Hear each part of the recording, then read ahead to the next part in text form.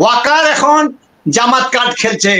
এই যে ডক্টর শফিকুর রহমানকে দিয়ে যখন হাসিনা 1 তারিখে নিষিদ্ধ করলো, সে আইসা 5 তারিখে প্রত্যাহার করলো। কাজেই শফিকুর রহমান রিক্রুট কিনা আমি জানি না, 4 বছর সেও ট্রেনিং পাইছে সালাউদ্দিনের মতো, হ্যাঁ এই জাসদে ছিল। এখন সে বলছে ফ্যাসিস্ট বলা যাবে না, ভারত বন্ধু, এই বন্যা হয়েছে গত বছর, এটা বৃষ্টিতে হয়েছে। এখন দেশের 2টাই শক্তি, রাজনৈতিক শক্তি, একটা হইলো জামাত ইসলাম তার নেতৃত্বে, আর একটা হইলো ওয়াকারের নেতৃত্বে। আমরা যদি কাউকে বলি যে তুমি অপরাধী, তারা আপনি যে তাকে অপরাধী বলছেন তারা ওটার কোনো রেসপন্ড করবে না, কিন্তু তারা তাদের একটা ন্যারেটিভ তৈরি করে যাবে এবং ওখান থেকে তাদেরকে আপনি সরাতে পারবেন না।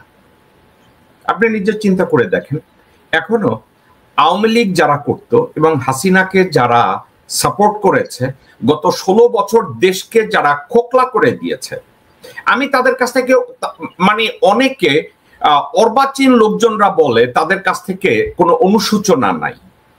আপনারা কি গাধা নাকি আপনারা পৃথিবীর অন্য কোনো প্রান্তে বাস করছেন? আওয়ামী লীগ যারা করেছে, যুবলীগ, ছাত্রলীগ, ওলামা লীগ যারা করেছে, তারা অনুশোচনা করবে কেন? তাদের আলটিমেট টার্গেট ছিল বাংলাদেশকে টুকরো টুকরো করে জাহান্নাম বানিয়ে বাংলাদেশটাকে ভারতের সাথে ইনেক্ট করাইয়া দেওয়া। এবং এগুলো ইনেক্ট করতে গেলে তাদেরকে মানুষ খুন করতে হবে, লগি বৈঠা দিয়ে মানুষকে মারতে হবে, গুম খুন করতে হবে, বাংলাদেশের উপর দিয়ে ভারতের মিলিটারি ইকুইপমেন্ট মুভ করাতে হবে, বাংলাদেশের রাষ্ট্রীয় সম্পদকে ধ্বংস করতে হবে, বাংলাদেশের রাষ্ট্রের উন্নতিকে বাধাগ্রস্ত করে বাংলাদেশকে বিকলাঙ্গ করে দিতে হবে, বাংলাদেশের মানুষকে দিনে দুপুরে ধর্ষণ করতে হবে এবং সীমান্তে তাদেরকে পশু পাখির মতো গুলি করে হত্যা করতে হবে। তা আপনারা চাচ্ছেন তারা জন্য অনুশোচনা করে 16 বছরে যা কিছু করেছে? আপনারা কি রিয়াল? আমি তো দেখি না যে তাদের ভিতরে অনুশোচনা থাকার। যারা বলে যে আমরা তাদের ভিতরে কোনো অনুশোচনা দেখি না, আমি আপনাদেরকে বলবো আপনারা ইমপ্র্যাকটিক্যাল। আপনারা এমন একটা পৃথিবীতে বাস করেন যে পৃথিবীর সাথে বর্তমান পৃথিবীর কোনো সম্পর্ক নেই। একা একা একটু চিন্তা করে দেখেন কারা আওয়ামী লীগের কাছ থেকে অনুশোচনা আশা করে।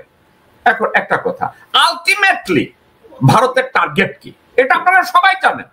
তারা স্বাধীন সার্বভৌম একটা বাংলাদেশ রাষ্ট্রকে তারা আমাদের জিওগ্রাফিক্যালি আমরা যেখানে দাঁড়া আছি এখানে তারা সেটা চায় না। না চাওয়ার পিছনে একটাই কারণ এখানে যদি একটা সার্বভৌম অস্তিত্ব দেশের আকারে দাঁড়িয়ে থাকে, তারা স্ট্র্যাটেজিক্যালি চীনকে মোকাবেলা করার জন্য, তাদের ডেভেলপমেন্টের জন্য, তাদের হিন্দুত্ব আত্মা, হিন্দু দেবতাকে খুশি করার জন্য যেভাবে পূজা দেওয়া দরকার সেটা তারা কখনই করতে দিবে না। তখন সাবজেক্টটা কি দাঁড়ালো এই যে বাংলাদেশে আমরা যারা মনে করি গত 16 বছরে হাসিনা এবং আওয়ামী লীগ এবং ভারত যা করেছে জন্য তারা অনুশোচনা করবে, আমি বলবো না। তো এখন যেহেতু আমার মতো 2-4 জন বাংলাদেশি দালাল আছে, আমরা তো প্রতিবাদ করব। দর্শকবৃন্দ, এগুলো নিয়ে আমি আলাপ আলোচনা করব, এগুলো নিয়ে আমি একা একা আপনাদের সাথে বিভিন্ন প্রসঙ্গে আলাপ আলোচনা করতে পারি, বাট এই আলোচনায় একজন আমাদের অভিজ্ঞ রাজনীতিবিদ এবং আইনজ্ঞ অ্যাডভোকেট কাজী আব্দুল্লাহ আল মামুন, তাকে আমি জয়েন করি আজকের এই আলোচনাটা। আমি বলবো না দিস ইজ অ্যান ইন্টারভিউ, আমি বলবো এই আলোচনাটা উনি আমার সাথে অংশগ্রহণ করুক। অ্যাডভোকেট কাজী আব্দুল্লাহ আল মামুন, আপনাকে আমি স্বাগত জানাচ্ছি আজকের আলোচনায়। এটা জাস্ট হবে দাদা নাতির গল্পের মতো, আমি আর আপনি বসে আলাপ আলোচনা করি। আসসালামু আলাইকুম ভাই, কেমন আছেন? ওয়ালাইকুম সালাম। ব্যাপারটা হলো যে আমাদের যে গান আমরা তো গেয়েই যাব, কে শুনলো কি না শুনলো সেটা বড় কথা না, এটাই মূল কথা। ধন্যবাদ আপনার দর্শক শ্রোতা মন্ডলীকে, আজকে যে আলোচনার বিষয়বস্তু তুলেছেন এটা অত্যন্ত গুরুত্বপূর্ণ আলোচনায় আমরা অংশগ্রহণ করে আমাদের বক্তব্য বলবো, শ্রোতা মন্ডলীরাও শুনবেন, সমালোচনা করবেন। আচ্ছা মামুন ভাই, একটা কথা আমি আপনাকে এমনি জিজ্ঞাসা করি। সালাউদ্দিন কোনো কথা নাই, 9 বছর সালাউদ্দিন বাংলাদেশের হাসিনা বিরোধী কোনো আন্দোলনে থাকে নাই, কোনো পিকেটিং এ থাকে নাই, কোনো হরতালে থাকে নাই, কোনো জায়গায় কোনো কিছু করে নাই। এখন যেসব নেতারা রাস্তাঘাটে মাইর খাইছে, যেসব নেতারা রাস্তাঘাটে জুলুমের শিকার হয়েছে, হাজতে গেছে, পিটানি খাইছে, আমি ওই গোরখোদক আব্বাসের কথা কই না এবং মোহাম্মদ সালামের কথা কই না অথবা মির্জা ফাকের কথা কই না। এরা হাজতে গেছে পাতানো হাজতে যাওয়া, এদের হাজতে যাওয়া ওটা হাজতে যাওয়া ছিল না, ওটা ছিল ভ্যাকেশনে যাওয়া। কিন্তু অন্যান্য যারা হাজতে গেছে, পুলিশের অত্যাচারে যারা পাট খেতে ঘুমাইছে, পুলিশের অত্যাচারে যারা ধান খেতে ঘুমাইছে, না খাইয়া নৌকায় ঘুমাইছে, নদীতে ঘুমাইছে, খেতে ঘুমাইছে, খামারে ঘুমাইছে, মশার কামড় খাইছে, ডায়রিয়া হয়েছে, সালাউদ্দিন এ ধরনের কোন সাফার করে নাই। সালাউদ্দিন গত 9 বছর আগে দেশ থেকে পালায়া যায় বলছে আমাকে গুম করছে এবং তা মানে সালাউদ্দিন যখন যোগাযোগ প্রতিমন্ত্রী ছিল তখন ওই এস আলমকে সে রাস্তাঘাটের কন্ট্রাক্ট দিছে। তো এস আলমও তাকে মনে রাখছে। তো এস আলম যখন সাথে মিলা যখন এই গুমের নাটকটা করছে, এস আলম কইছে যে মেঘালয় শিলং এ যাও, ওখানে আমার যে বাড়িঘর আছে ওখানে যে তুমি থাকতে পারো, কোনো অসুবিধা নেই, পয়সাপাতি যা লাগে খরচ টরচ যা লাগে সেটা আমি দেবো। তো ওখানে গেছে।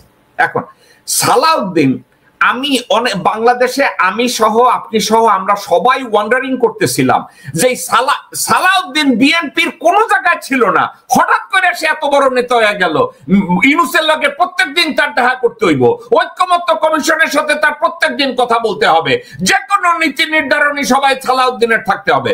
আলটিমেট গোলটা কি এই যে যত এফেক্টিভ যত আলাপ আলোচনা আছে ওখানে সালাউদ্দিনের থাকতে হবে, কারণ সালাউদ্দিন হচ্ছে রয়ের 1 নম্বর লোক এবং সালাউদ্দিনই ওই ডক্টর মোহাম্মদ ইউনূসের সাথে কথাবার্তা আলাপ আলোচনার সময় শুধু সালাউদ্দিন কি প্রপোজ করছে that's not the issue. Yunus কি বলছে, আলী রিয়াজ কি বলছে, বাংলাদেশের অন্তর্বর্তীকালীন সরকার কি প্ল্যান করছে, এ লাইন বাই লাইন রকে আবার রিলে করতে পারবে। এবং সালাউদ্দিন এ ব্যাপারে এমন ভাবে ট্রেনিং নিয়েছে 9 বছরে, কোন শব্দ সে ভুল করে না। সালাউদ্দিন যেখানে যায় সে প্রত্যেকটা কনভারসেশনকে রেকর্ড করে, প্রত্যেকটা কনভারসেশনকে নোট করে, যাতে সে খুবই সূক্ষ্মভাবে ইন্ডিয়াকে জানাইতে পারে, রকে জানাইতে পারে। নট অনলি দ্যাট, এখানে মিটিং এর যে কোনো মিটিং এ বসার পরে সালাউদ্দিন সাথে সাথে সেনাপ্রধান মির্জাফরের কাছে যায়। সেনাপ্রধান মির্জাফর এবং নৌবাহিনী বিমান বাহিনীর প্রধান 3-4 জন একত্র হয়ে এবং সাথে তাদের সাথে অ্যাড করায় ভারতীয় হাইকমিশনার প্রণয় ভার্মাকে, আলাপ আলোচনা করে। এখন আমি এই সাবজেক্টটাকে অত্যন্ত ব্ল্যাক এন্ড হোয়াইট ভাবে দেখি যে সালাউদ্দিনকে ঠিক এজন্যই প্রত্যেকটা মিটিং ইউনূস সাহেবের সাথে পাঠানো হয়। আপনি আমার এই মন্তব্যের সাথে একমত হওয়ার কথা বলছি না, আপনি বিষয়টাকে ডিফারেন্ট হইতে দেখেন কিনা, নাকি আপনি আমার মতো করে দেখেন, নাকি আপনার ফিলোসফিক্যালি আপনি সাবজেক্টটাকে ডিফারেন্ট হইতে ব্যাখ্যা করবেন। Doctor Mamun, advocate Mamun. ধন্যবাদ জাকব মিটন ভাই, সুন্দর প্রশ্ন উপস্থাপন করেছেন। দেখেন, হাসিনাকে দীর্ঘদিন এখন কেন তাকে বরখাস্ত করছে না, কেন তাকে ডিসমিস করছে, এটা আপনি বলেছেন যে তারেক জিয়ার কি দুর্বলতা আছে। কিন্তু মানুষ কি এই যে এত রক্ত দিল, বিশেষ করে গত জুলাই আগস্টে প্রায় 2000-এর মতো মারা গেছে, কতজনের চোখ গেছে, 20,000 আহত হয়েছে, এটার মধ্যে দ্বিতীয় পর্বের মুক্তিযুদ্ধ, সেখানে তো কনসেন্ট্রেশন ছিল একটা, সেটা হলো ভারতীয় আগ্রাসন মুক্ত, যেটা আমাদের চিন্তায় হয়ে গেছিল 16ই ডিসেম্বর 71-এ, যে লক্ষ লক্ষ রক্তের বিনিময়, এইটা হলো দ্বিতীয় রক্ত। এইখানে সালাউদ্দিন কি করলো কি না করলো দ্যাট ইজ নট ম্যাটার। নির্বাচন করে আবার সালাউদ্দিন আসবে কিংবা এনসিপি আসবে, that is not the question. এখন প্রশ্ন হচ্ছে আমাদের মূল কনসেন্ট্রেশন হলো আমরা যে দ্বিতীয় মানে মুক্তিযুদ্ধের ভিতর দিয়ে যে ভারতীয় আগ্রাসন মুক্ত স্বাধীন হতে চেয়েছিলাম, সেটাই হলো মূল আলোচনা, সেই দিকে জনগণকে কনসেন্ট্রেট করবো। ধন্যবাদ। আমি আপনাকে আমি শুধু একটা বিষয়ের মধ্যে সীমাবদ্ধ থাকতে চাই না। আমি একটা জিনিসকে আপনি খেয়াল করছেন মামুন ভাই, আমরা হাতে ধরায় ধরায় বলি যে মির্জাফর ওয়াকার এই কাজ করছে, যে ভারতের এখনো 6 জন অফিসার অ্যাক্সেস আছে। এই যে এয়ারক্রাফট মেইনটেনেন্স যেখানে আছে, এভিয়েশন মেইনটেনেন্স যেখানে আছে, সব জায়গায় তাদের অ্যাক্সেস আছে। আচ্ছা, রূপপুর পারমাণবিক বিদ্যুৎ কেন্দ্রে তাদের অ্যাক্সেস আছে, বাংলাদেশের প্রত্যেকটা পাওয়ার প্ল্যান্টে এসব লোকজনদের অ্যাক্সেস আছে রিসার্চ ওয়ার্কের জন্য। আচ্ছা, আমি আপনি বা দেশপ্রেমিকরা একের পর এক আমরা বলে যাচ্ছি যে এদেরকে ওখানে কেন রাখা হচ্ছে। আমরা এত বলছি, ওয়াকারের কাছ থেকে কোন স্টেটমেন্ট আসছে, আইএসপিআর থেকে কোন স্টেটমেন্ট আসছে, বাংলাদেশের পররাষ্ট্র মন্ত্রণালয়, প্রতিরক্ষা মন্ত্রণালয় থেকে একটা স্টেটমেন্ট আসছে, এর অর্থ কি জানেন? তোমরা বলতে থাকো তোমরা চেটের বাল, তোমাদের কথা আমরা শুনলাম না। সাবজেক্টটা কি এইরকম? আপনি চিন্তা করে দেখেন, ভারতের সাথে অসম চুক্তি একটার পর একটা হয়েছে, আমরা বলছি চুক্তিগুলা ডিসক্লোজ করে দাও। আমাদের এই ডিসক্লোজ করার কথা আমরা শুধু আমি একা না, অনলাইন অ্যাক্টিভিস্টদের ভিতরে সবাই বলতে যারা বাংলাদেশের প্যাট্রিয়ট, যারা বাংলাদেশকে ধারণ করে, বাংলাদেশের সার্বভৌমত্বকে স্বপ্নের ভিতরে দেখে, মনের ভিতরে লালন করে, আমরা কন্টিনিউয়াসলি বলে যাচ্ছি ভারতের সাথে এই চুক্তিগুলো ডিসক্লোজ করো। কিন্তু এটা নিয়ে কোনো আলাপ আলোচনা কারো কাছ থেকে কোথাও কোনো আলামত শুনতেছেন আপনারা? বুঝতেছেন এর অর্থ কি? খেলারাম খেলে যা। হাসিনা ঠিক যেভাবে বলছে সে নিজে ভোট চুরি করে, অথচ ওইখানে গিয়া বলতো আমরা ভোট চুরি করে ক্ষমতা চাই না। হাসিনা নিজে গুম করতো, বলতো আমরা গুম কইরা এটা করতে চাই না। এখন আমি আর আপনি বলে যাচ্ছি যে সালাউদ্দিন বলেন, আমি ওরে সালাউদ্দিন রাখতে বিরক্তি ফিল করি, ও হচ্ছে বিএনপির শাউয়া। আমরা বারবার বলি এই শাউয়াকে কেন বারবার ডক্টর ইউনূসের কাছে পাঠানো হয়, এটা আপনার আমার সবার বুঝতে হবে। কি বুঝতে হবে জানেন? ডক্টর ইউনূসকে আমরা সবাই বিশ্বাস করি, ডক্টর ইউনূসকে আমরা সবাই সম্মান করি। ডক্টর ইউনূস বাংলাদেশের পক্ষে কি কি কাজ করে বা করতে পারে এটা কাছের থেকে জানার জন্য সালাউদ্দিনকে পাঠানো জরুরি। সালাউদ্দিন যদি এত কাছে যায়, ইউনূস সাহেব কি কথা বলছে সরাসরি। এবং আরেকটা কথা, সালাউদ্দিন যখন ওখানে আলাপ আলোচনা করতে যায়, তার কাছে রেকর্ডিং ডিভাইস থাকে, তার কাছে ক্যামেরা থাকে, তার কাছে ইকুইপমেন্ট থাকে সব আলাপ আলোচনা গুলোকে রেকর্ড করার জন্য। এবং ওখান থেকে বের হওয়ার সাথে সাথে সে 4-5টা জায়গায় কমিউনিকেট করে। প্রণয় ভার্মা, সেনাপ্রধান মির্জাফর এবং তার কানেকশন এস আলম ভারতে যারা আছে এবং এরা। এখন আপনি খেয়াল করে দেখছেন বিএনপির লোকজনরা, সিনিয়র নেতারা কেউ এটা প্রতিবাদ করে না, কেউ বলে না। মঈন খান, খন্দকার মোশাররফ, বিএনপি যারা ভারতের কৃতদাস তারা তো করবেই না, কিন্তু বিএনপির ত্যাগী যেসব নেতারা আছে তারাও প্রতিবাদ করতেছে না। তারা প্রতিবাদ করতেছে না একটা কারণে, চিন্তা করে আমাদের নেতা তারা অনেকেই ফিল করে আমার মতো যে বিএনপির শাউয়া 9 বছর ভারতে ছিল, বাংলাদেশে আন্দোলন করে নাই, পুলিশের পিটানি খায় নাই, ধান খেতে ঘুমায় নাই, পাট খেতে ঘুমায় নাই, মশার কামড় খায় নাই, পাশা মারানি দেয় নাই। সে হঠাৎ করে আইসা বিএনপির অবিসংবাদিত নেতা হইলো। ইউনূস সাহেবের সাথে যে কোনো আলোচনায় তার যাইতে হবে, ঐক্যমত্য পরিষদের যাইতে হবে। এর অর্থ সালাউদ্দিন হয়ে গেল এমন একটা চেটের বাল যে সালাউদ্দিন ছাড়া বিএনপির আর আলোচনার কোনো ব্যক্তি নাই। বিএনপির কোন নেতা বলে না। এর অর্থ কি? সালাউদ্দিনের প্রভুত্ব, সালাউদ্দিনের ইনফ্লুয়েন্স, সালাউদ্দিনের কন্ট্রোল ওভার পার্টি, এটা কি সবাই মাইনা নিছে মনে হয়? আপনার মনে হয়? অন্যান্য নেতারা বলতেছে ডু ইউ নো হোয়াট, সালাউদ্দিনের ক্রস করতে গেলে আমাদের নেতৃত্ব থাকবে না। বিষয়টা কি এরকম? ব্যাপারটা তো তাই দাঁড়াচ্ছে। সে হলো এখন ভারতের ওয়াচ ডগ পলিটিক্যাল পার্টি, সে সবকিছু ওয়াচ করতেছে। এবং এই যদি সে কোনো আলোচনা রেকর্ড করে, নর্মালি এগুলো কোথাও ইন্টারন্যাশনাল এবং নর্ম থাকে যে কোনো আলোচনা করতে গেলে কেউ যেন রেকর্ড না করে অনুমতি ছাড়া, যেগুলো ওপেন করা যাবে সে কেন এইসব রেকর্ডিং করে। আচ্ছা, 2 নম্বর হলো এখন এক সালাউদ্দিন যাবে, আরেক হাসিনা যাবে, হাসিনা পেতাত্তরা ঠিকই আছে। এখন একটা কথা কিছুক্ষণ আগে আপনি শুরুতে যেটা বলেছেন যে যারা নাকি বলে যে হাসিনা গেছে তাদের লজ্জাও হয় না, তারা আত্মসমর্পণ করে। এখানে লজ্জা আত্মসমর্পণ করার না। আমি আপনার ভাইরে খুন করলাম, আপনার বংশ নির্ভর দেশকে শেষ করে দিলাম, সে ক্ষমা চাইলো আর ক্ষমা করে দিলাম, তাহলে বিচারের ব্যবস্থা দরকার কি? তাদেরকে তো প্রত্যেকে ঝুলাইতে হবে।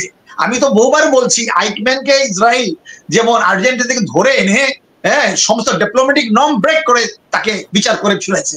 আমাদের ভিতরে যদি সেই জিল না থাকে যে হাসিনা সহ সবার সাথে আমরা ধরে নিয়ে আসবো, আমাদের ভারতের বিরুদ্ধে আগ্রাসনের যে ধারাবাহিকতা সংগ্রাম এটা একদিনের না।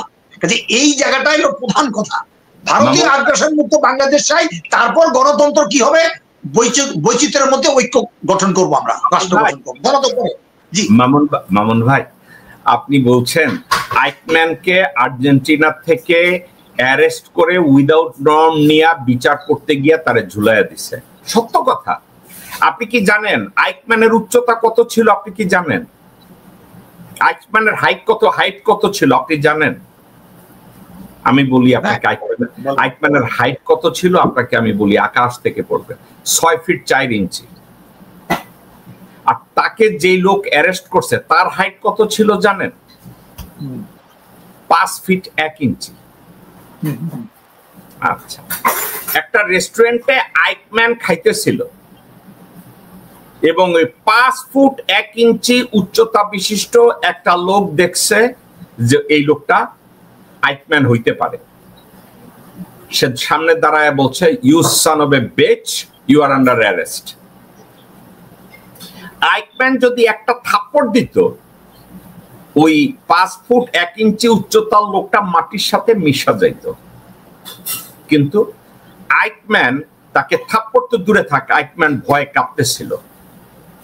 পরে ওই 5 ফিট 1 ইঞ্চ উচ্চতা বিশিষ্ট লোকটাকে জিজ্ঞাসা করা হইল, তুমি শারীরিকভাবে আইকম্যানের সামনে ইউ আর আন্ডার অ্যারেস্ট এই কথাটা বলতে তুমি সাহস পাইলা কেমনে? আপনি কি জানেন ওই লোকটা কি বলছিল? আইকম্যান প্রবাবলি 10 ফিট, আমার কিছু আসে যায় না, কিন্তু মোরাল অথরিটির ক্ষেত্রে আমার শক্তি ছিল আইকম্যানের 3 গুণ। এক্স্যাক্টলি, ভয় পাই নাই। আমার মোরাল যে সাহস ছিল, সততা ছিল, সঠিক কাজটা করার স্বপ্ন ছিল, এই জন্য আমি তার চেয়ে শক্তিশালী ছিলাম। এই উদাহরণটা কেন দিছি আপনাকে জানেন? আমার বা আপনার চোখে হাসিনা শেখ ভারতের হাসিনা মাগি, আমার আর আপনার চোখে হাসিনা একটা কুত্তার বাচ্চা, আমার আর আপনার চোখে হাসিনা একটা খানকি মাগি। কিন্তু সে এই খানকি মাগি তার বাবা মা ভাইদের হত্যার প্রতিশোধ নেয়ার ক্ষেত্রে এই মাগি ছিল বদ্ধপরিকর। এই মাগি বলছে, বাংলাদেশের জাহান্নাম বানায়া দাও, আমি আমার প্রতিশোধ নেব। আপনি শুনেন, হাসিনাকে যখন জানাইছে যে ওই ক্যাপ্টেন মাজেদ, বলদ মাজেদ ইন্ডিয়া থেকে বাংলাদেশে ঢুকছে, এই কথা কইয়া ঢুকাইছে যে হাসিনার লগে তোমারে দেখা করাইয়া মাফ করাইয়া দেব। এই বলদা মাজেদ কেডা? এই যে এখন একটা গ্রুপ বাইরেছে না, মেজর ডালিম না কোন বাল, তার এক সহযোদ্ধা ক্যাপ্টেন মাজেদ, এই বলদা শালা ঢুকছে। হাসিনারে জানানো হয়েছে, স্যার মুরগিটারে আনছি। আপনি কি জানেন 2 ঘন্টা ব্যবধানে হাসিনা বলছে এই খানকির বাচ্চারে মারার ব্যবস্থা কইরা ফেলাও, নতুন কইরা কোনো বিচারের দরকার নাই, নতুন কইরা কোনো আপিলের দরকার নাই, তাকে গলা। আপনি কি জানেন হাসিনা নিজে যাইয়া মাজেদরে বাইন্দা কুত্তার মতো পিটাইছে এবং যাওয়ার আগ মুহূর্ত পর্যন্ত মাজেদরে কইছে, তোর জান ভিক্ষা দেব, তুই খালি ক যে তোদের এই ষড়যন্ত্রের লগে জিয়া ছিল। মাইরা ফলাইছে মাজেদরে, রীতিমতো পিঠে মাইরা ফলাইছে। ওরে যখন এই ফাঁসির কথা কইছে, এই ফাঁসিটা দিছে একটা ডেড বডিরে ফাঁসি দিছে। এখন প্রসঙ্গটা কেন টানলাম জানেন? এই হাসিনা মাগির একটা ডেভোশন ছিল, একটা কমিটমেন্ট ছিল, আমি আমার বাবা মার হত্যার প্রতিশোধ নেব, যেভাবে পারি বাংলাদেশ জাহান্নামে যাক, আমি আমার বাবা মার প্রতিশোধ নেব। আপনি কি মনে করেন এ ধরনের প্রতিশোধের যে কমিটমেন্ট, ভিশন এবং প্রত্যয়, এটা কি তারেক রহমান বা বেগম জিয়ার আছে? আমি জাস্ট আপনার কাছে আউট অফ কিউরিওসিটি জানতে চাইতেছি, আপনার মনে হয় খালেদা জিয়া বা তারেক জিয়া এদের মধ্যে এটা আছে? এখন এইটা তো উত্তর অবশ্যই আমি দেব। আপনি অন্য কোনো বিষয়ে যাবেন না, আমি এটার উপরে আপনাকে ফোকাস করতে বলছি। আপনার মনে হয় বেগম জিয়া যেটা বলছেন যে তারেক জিয়া কিংবা খালেদা জিয়া তার পিতা এবং স্বামীর হত্যার যদি ওইরকম ভাবে ডিটারমাইন হতো, তাহলে তো যে সুযোগটা ওনারা পেয়েছিলেন, 2বার প্রধানমন্ত্রী হয়েছিলেন, কেন করলেন না? এটা তো সকলেই প্রশ্ন করছে। এবং এই সব কারণেই আমরা মনে করি যে একটা কথা আছে ভাই ভাই ভাই, যেই মহিলা তার স্বামীর নামে পরিচিত, তার স্বামীকে বাদ দিলে শি ইজ 00, যেই মহিলা তার স্বামীর জন্য, স্বামীর নামের জন্য 2 বার বা 3 বার প্রধানমন্ত্রী হয়েছে, একটা বার এই স্বামীর হত্যার সঠিক একটা ইনভেস্টিগেশন করতে পারে নাই এবং বিচার করার আগ্রহ দেখায় নাই, এটা কি সততা, না এটা দায়বদ্ধতা, না এটা কাপুরুষতা বা স্বার্থপরতা? আপনার কি মনে হয়? না, আমি তো একই কথা বলবো যে এটা কাপুরুষতার ব্যাপার না। যেটা আমি বলতে চেয়েছিলাম যে কথা আছে যে মানে পুত্র শোক ভুললেও ভুলতে পারে, অর্থ শোক ভুলে না। ঠিক এই অর্থে বলা যায় যে স্বামী শোক পিতৃ শোক ভুললেও ভুলতে পারে, ক্ষমতা হারানোর শোক ভুলতে পারে না। একবার ক্ষমতার মজা পেয়ে গেলে কিসের স্বামী কিসের বাবা, এইগুলো তো আমরা বহুবার দেখেছি। আওরঙ্গজেব দারা সুজা মুরাদকে হত্যা করে কিংবা তাকে পরাজিত করে, এবং যখন দেখলো যে দিল্লির তো দখলই করে ফেলছে, তার বাবাকে বন্দী করে রেখেছে। কাজে এই ক্ষমতার লোভ, এই কারণে তারা স্বামী এবং বাবার হত্যার বিচার চায় না। কিন্তু শেখ হাসিনাকে অন্যভাবে ব্রেন ওয়াশ করছিল। শেখ হাসিনা বলছিল এই আর্মি হলো তোমার শত্রু, আসলে ব্যাপারটা কিন্তু তা না।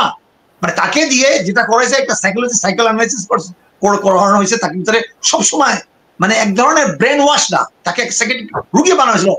তো সে তাকে বোঝানো হয়েছে, সে বুঝছে দেখো দেখো তোমার বাবা মারা যাওয়ার কারণে কেউ কাঁদে নাই, তোমার দলের লোকরা কাঁদে নাই, সবাই মিষ্টি খেয়েছে। এবং সে বলছে এই সমগ্র বাঙালি জাতি হলো শত্রু, কাজে এই বাঙালি জাতিকে ভারতের দাস বানাইতে হবে। তার আগে ইন্ডিয়ার যে প্রধান যে প্রতিবন্ধকতা, এই দেশপ্রেমিক আর্মি ধ্বংস করতে হবে, তবেই তোমার পিতৃহত্যা হবে, তবেই তোমার বিজয়ের হাসি হাসবে। এই ধরনের বিকৃতি মানসিকতা এখন প্রত্যেকটা আওয়ামী লীগের ভিতরে সংক্রান্ত হয়েছে। কাজেই এখানে ক্ষমা চাওয়ার বিষয় না, প্রত্যেকের বিচার আওতায় আনতে হবে। প্রত্যেকটা ছাত্রলীগ যারা করছে তাদের একটা ড্রেস পরায় রাস্তায় হাঁটবে এবং প্রতি সপ্তাহে যে বিচার করতে যাবে থানায় হাজিরা দিবে। এইসব বিচার হওয়া হচ্ছে না বলেই আজকে 1 বছর হয়ে যাচ্ছে, এখন তারা অন্য কথা বলছে। আপনি আমাকে বলেন, এই 1 বছর হয় নাই যে স্বৈরাচারী হাসিনা, খুনি হাসিনা, গুমকারী হাসিনা, ধর্ষণকারী হাসিনা, বাংলাদেশের শত্রু হাসিনা, হাজার হাজার মানুষকে খুন করার হাসিনা বাংলাদেশ থেকে বিতাড়িত হয়েছে, পালিয়েছে। ঠিক এরই মধ্যে হাসিনার পিস্তলবাজদের, ছাত্রলীগের পিস্তলবাজদের, ভারতীয় সেনাবাহিনীর বা গুপ্তচর বৃত্তির লোকজনদেরকে বাংলাদেশের বর্তমান সরকার তাদেরকে অ্যাকোমোডেট করছে। তাহলে আমি আর আপনি চিল্লায় লাভটা কি? আমি আর আপনি চিল্লাচিল্লি করতেছি, তারা তাদের কাজ কইরেই যাইতেছে, তারা বেইমানি কইরেই যাইতেছে কন্টিনিউয়াসলি। সাবজেক্টটা তাহলে কোন দিকে যাইতেছে? সাবজেক্টটা যেদিকে যাক না কেন, আমাদের এখানে একটা পাতানো আন্দোলন চলে আসছে সব সময়, পাতানো বিরোধী দল। এখন মনে হচ্ছে বিএনপি, জামাত এবং এরা হলো ক্ষমতা প্রেমিক হয়ে গেছে। তাদের কাছে ভারত কি করলো সেটা বড় কথা না। তারা মন্ত্রী হবে, এমপি হবে, ব্যাংক বিমার মালিক হবে, তাদের কোনো বিচার করবে না। তাদেরকে বলে দেখো আমাদেরকে নির্বাচনে দাও, তাহলে এরা সরে যাবে, আমরা বিচার করবো না। না না, 54 বছরে এই খেলা আর হবে না। এখন বুঝতে হচ্ছে যে এই যে আমরা চিৎকার করতেছি, এটা একটা মনস্তাত্ত্বিক ব্যাপার আছে। প্রথম মানুষ একটা দেশ ভালো চিন্তা, তার কারণে গত পরশু দেখলাম হাসান আব্দুল্লাহ প্রথম দিকে খুব ভালো কথা বলছিল, এখন দেখি সে বলতেছে হ্যাঁ কি ইউনূসের যে অ্যাডভাইজার তার পদত্যাগ করা উচিত, সে স্বাস্থ্যমন্ত্রী। কিন্তু একবারও বলছে না এই যে ওয়াকার গংকে গ্রেফতার করো, একবার বলছে না এই যে যারা যে ছাত্রলীগে যারা করছে সমস্ত জার্নালদেরকে গ্রেফতার করো। কোথায় যাচ্ছি? কাজে দে আর নট স্টেক হোল্ডার, জনগণই বিপ্লবের, আমরা করে যাবো ইনশাল্লাহ। আপনি কথা বলছেন, চালিয়ে যান। ওকে, আমি যদি আপনাকে যে কথাটা আপনি বলছেন আমি আপনার সাথে দ্বিমত পোষণ করি না, কিন্তু আপনি একটা কথা শুনেন। মিডিয়ায় এসছে একটা সত্য কথা, পরবর্তীতে এই খবরটাকে ধামাচাপা দেওয়া হয়েছে। হাসনাত আব্দুল্লাহকে আর্মি উঠায় নিয়ে পিটাইছে, উপপুর কইরা কম্বল দিয়া পিটায়া পাশা ফাটায়া দিছে। সেনাপ্রধান মির্জাফর নিজে এটা করাইছে এবং বলছে বেশি কথা শিখছ, তোমারে কেউ ঠেকাইবে এখানে। ওয়াকার, হাসনাত আব্দুল্লাহ বলেন, নাহিদ বলেন, সার্জিস বলেন,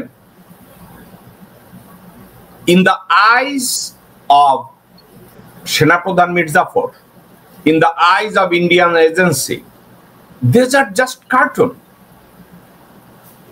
হাসনাত্রে বলেন, সার্জিস্টে বলেন, নাহিদরে বলেন, আসিফরে বলেন, they are nothing but a cartoon in front of them.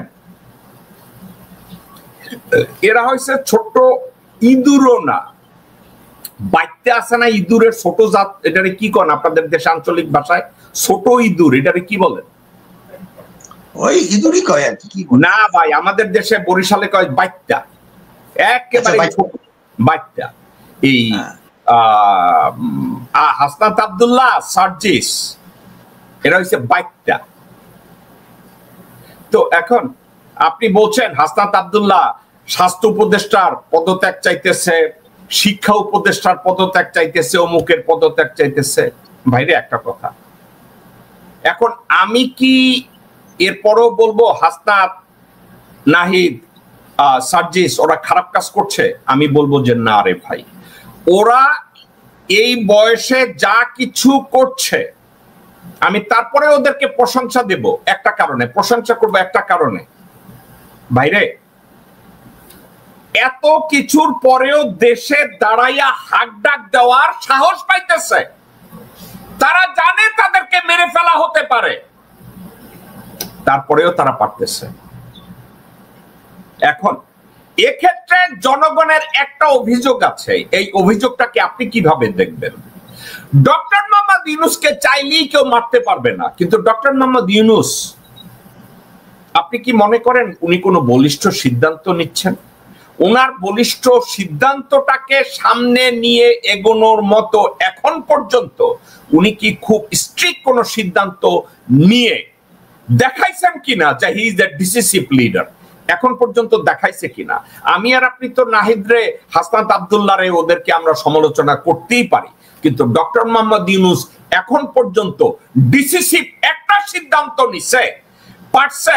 হ্যাঁ, উনি যে ফিলসফিক্যালি বাংলাদেশের পলিটিক্যালি এটাকে সাস্টেইন করাইতে চাইতেছে যে হ্যাঁ বাংলাদেশে একটা সুস্থ রাজনীতি হোক, একটা শাসন ব্যবস্থা হোক, সাংবিধানিক ভাবে এটা হোক, আমি সবগুলোর সাথে একমত। কিন্তু বাংলাদেশের না, শুধু ধরেন কোন একটা মানুষের পক্স হইছে, এখন এই পক্স গুলোকে শুকানোর জন্য একটা অ্যান্টিবায়োটিক দেয়। কেন দেয় জানেন? ঘাটার জন্য আরো বেশি আকার ধারণ না করে, যা হয়েছে ওইটার জন্য এমিশনে নিয়ে যায়, ওমিশনে নিয়ে যায়। Doctor Mohammad Yunus day one উনি জানে চুপ্পু, ওয়াকার এবং শারমিন, কি জানি শিরিন শারমিন, এরা তিনটা থ্রেট বাংলাদেশে আছে, প্লাস নৌবাহিনীর প্রধান এবং বিমান বাহিনীর প্রধান। উনি ডক্টর খলিলকে অ্যাপয়েন্টমেন্ট দেওয়ার পরে এখন পর্যন্ত একটা আদেশ দিয়ে উনি যদি বলতো আমি সিদ্ধান্ত নিলাম আমি ওয়াকারকে সেনাবাহিনীর, নৌবাহিনীর প্রধান, বিমান বাহিনীর প্রধান এবং চুপ্পুকে আমি রিপ্লেস করলাম, উনি এ ধরনের একটা অর্ডার দিয়ে বিশেষ ক্ষমতায় উনি এই আদেশটা দিতে পারতেন কিনা, এবং উনি যদি এই রিস্কটা নিতেন জনগণ ওনার সাথে থাকতো কিনা, মানে এটা থাকতে পারতো কিনা? আপনি মনে করেন কিনা, আপনি কি মনে করেন না যে ওয়াকার এবং চুপ্পু এবং ইন্ডিয়ান এই ফোর্সরা এরা যদি পারতো ইউনূসে, ডক্টর মোহাম্মদ ইউনূসকে আগামী কালকের কম্বল চাপা দিয়া, বালিশ চাপা দিয়া মাইরা ফেলাইতো। যেহেতু মারে নাই, যেহেতু ক্ষমতার থেকে সরায় নাই, এর অর্থ কি? তারা ইউনূসকে না। তাহলে ডক্টর মোহাম্মদ ইউনূসের বোঝা উচিত আমি 84-85 ইয়ার্স ওল্ড, আমার যে ওয়ার্ল্ড ওয়াইড কানেকশন আছে, আমার উপরে তারা এই ধরনের স্টেপ নিতে সাহস পাবে না। তাহলে ডক্টর মোহাম্মদ ইউনূস একটা রিস্ক কেন নিতেছে না? ডক্টর মোহাম্মদ ইউনূসের উপরে অবজেকশন আছে, উনি নাকি সেনা সদরে ওনার জন্য একটা রুম দেয়া আছে, প্রতিরক্ষা মন্ত্রণালয়ের রুম, উনি নাকি ওখানে যায় না। সবাই বলে ডক্টর মোহাম্মদ ইউনূস নাকি ওখানে ভয়ে যান না। আবার বলে ডক্টর মোহাম্মদ ইউনূসের সামনে কোনো কাগজপত্র দেওয়া হয় না, ওনার উপদেষ্টারা সঠিকভাবে ওনার সাথে কোঅর্ডিনেট করতে পারে না, কারণ ওনার সেক্রেটারি কেউ ঢুকতে দেয় না। একটা কথা আছে, 2 দিন আগে আমি শুনেছি, আমি নাম মেনশন করব না, জেনারেল হাফিজ ডক্টর মোহাম্মদ ইউনূসের প্রতিরক্ষা উপদেষ্টা ওয়াকার তাকে বসাইছে। কোন একটা জায়গায় জেনারেল হাফিজ বলছে যে সেনা সদর থেকে ফাইল আসছে, ডক্টর মোহাম্মদ ইউনূসের সামনে দেওয়া হয়েছে। ডক্টর মোহাম্মদ ইউনূস গত 3 মাসে এই ফাইলটার দিকে ধরেও নাই, এবং হাফিজ বা অন্য কেউ ডাইকা কনসাল্ট করে নাই যে সাবজেক্টটাকে গিয়ে আমার একটু ব্যাখ্যা করো, আলাপ আলোচনা করে নাই, জিজ্ঞাসাও করে নাই। জেনারেল হাফিজ লোকজনদেরকে বলতেছে আমার জিজ্ঞাসা না করলে স্যারের কাছে আমি যাব কেমনে, উনি তো আমার কোনো মতামত চায় না, আর আমারে যখন ডাকে অলরেডি আমি শুনে কাগজ সাইন করে উনি সেনা সদরে পাঠিয়ে দিছে। বিষয়টা কি?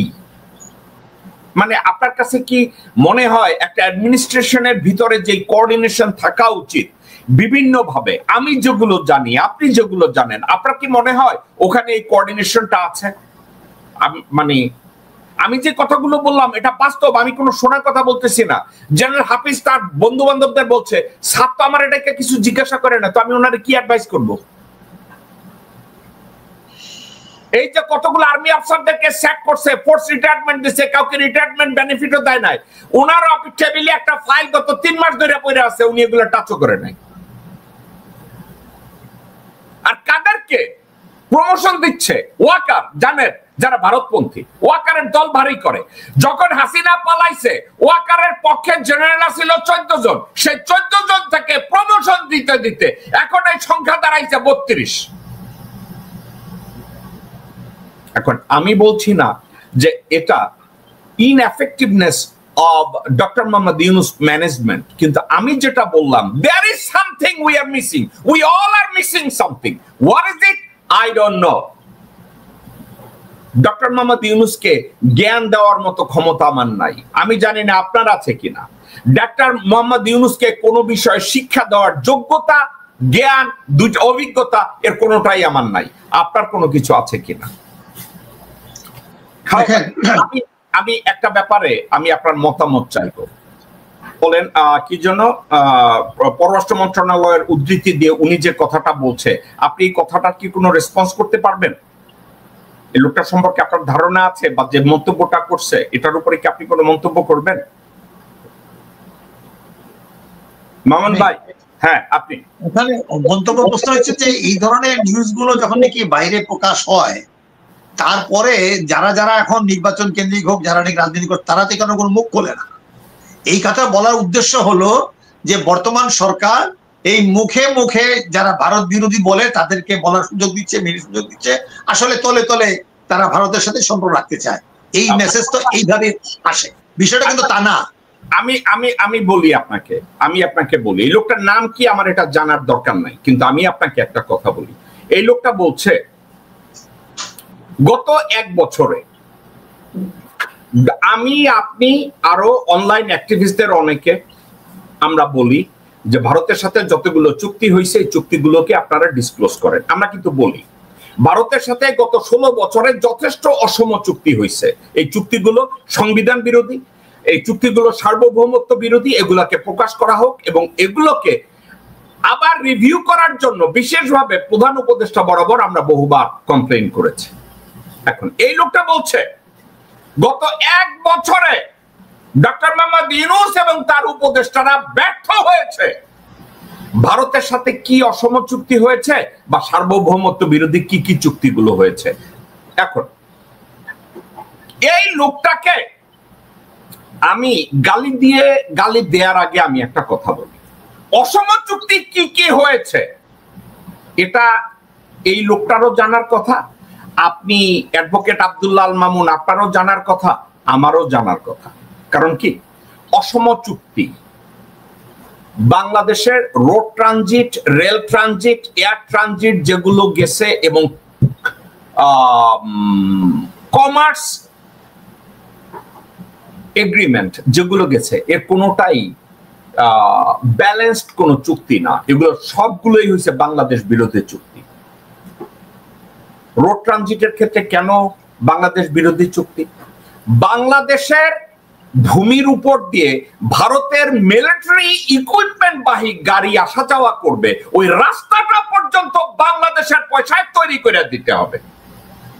এবং ভারত একটা গাড়ি পারাপার করবে, এপার থেকে ওপারে যাবে, 163 না 175 টাকা ফি দিবে। এটা কি চুতিয়াখানা না বুরুন্ডি খানা? বাংলাদেশের পোর্ট চুক্তি এবং করিডোর চুক্তি, বাংলাদেশের ভিতর দিয়ে রেল যাচ্ছে, বাংলাদেশের উপর দিয়ে প্লেন যাচ্ছে ভারতীয়, বাংলাদেশের পারমিশন ছাড়া। এর সবগুলোই সার্বভৌমত্ব বিরোধী, বাংলাদেশের রাষ্ট্রের অস্তিত্ব বিরোধী। কিন্তু গত 11 মাসে পররাষ্ট্র সচিব, পররাষ্ট্রমন্ত্রী এরা কেউ ভারত বিরোধী চুক্তিগুলো নিয়ে একটা বার তারা করতে পারে নাই। আর অনলাইন অ্যাক্টিভিস্টরা বসে আছে ভারত না দিল্লি। এই লোকটাকে গালি দেওয়ার আগেও তো আমি বলবো যে লোকটা তো ভুল বলে নাই তো।